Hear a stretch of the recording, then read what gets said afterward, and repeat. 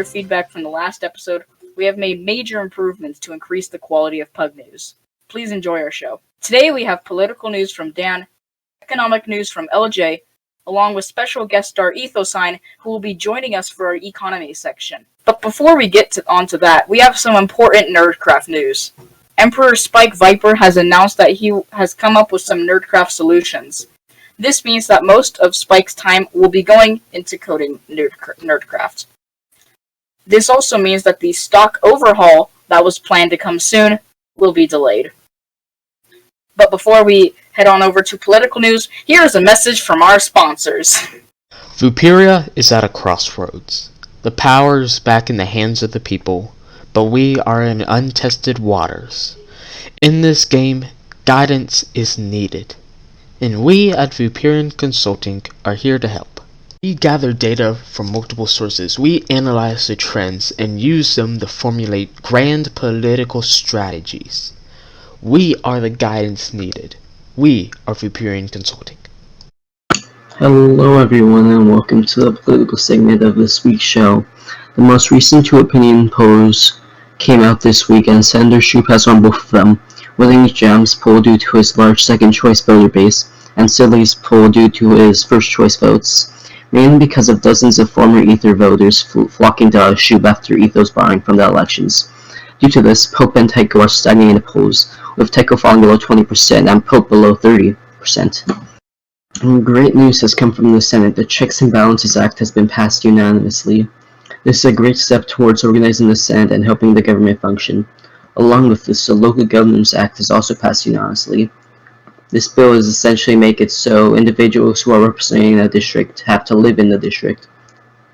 The final bill that is also once again passed unanimously is the Whistleblower Act. This act will be a big aid for preventing corruption in the government, hopefully preventing scandals similar to what happened with Potato Holdings LLC. Additionally, this bill will ensure the protection of whistleblowers and ensure their anonymity. Our final piece of political news is yet another scandal concerning Senator Pope Francis, after he, along with Ning, were muted for posting overly inappropriate images. He claimed that he was unfairly muted and the rules were too vague. He later made an announcement in his campaign server where he claimed the rules did not state that posting sexual items was against the rules. He then continued to go on to say that he was going to take the punishment and move on. However, he continued to try to defend his actions in general chat of his campaign server by claiming it was, quote, a meme. He was met with much clowning by Silly and others during this time. This will likely have a negative impact on the Pope campaign, but we'll have to see in the next opinion poll if this is true.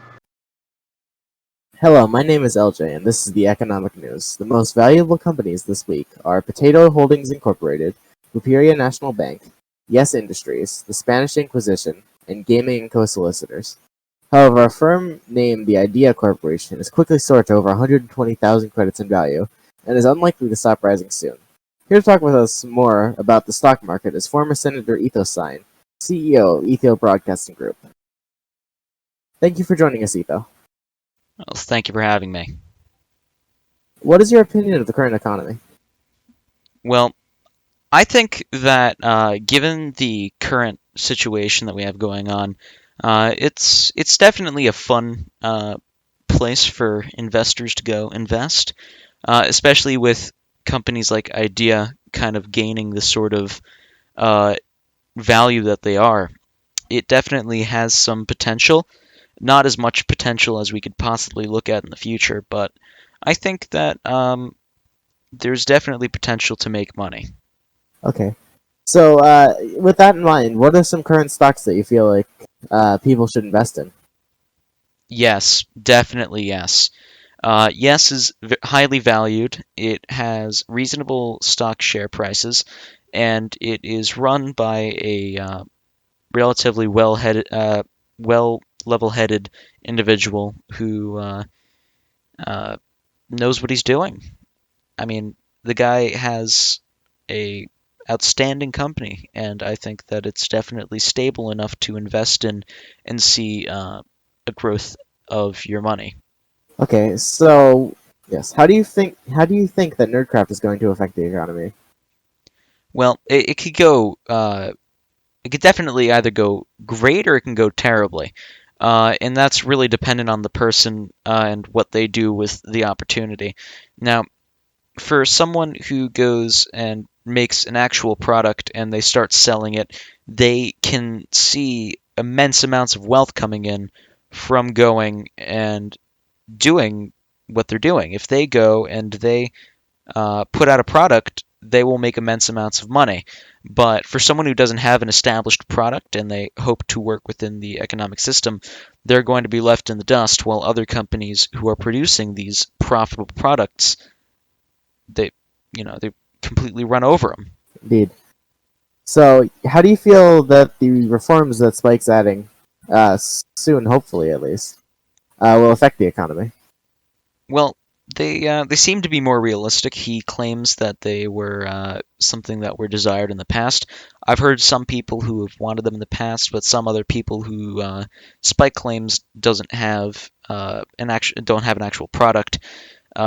Those are the people that are against it. Personally, I see it as something that's kind of a bit more beneficial to the investor, but I mean, we'll just have to wait and see, and how that really plays out is kind of up in the air. So, Well, thank you for joining us, Etho. We hope to have you back sometime. thank you.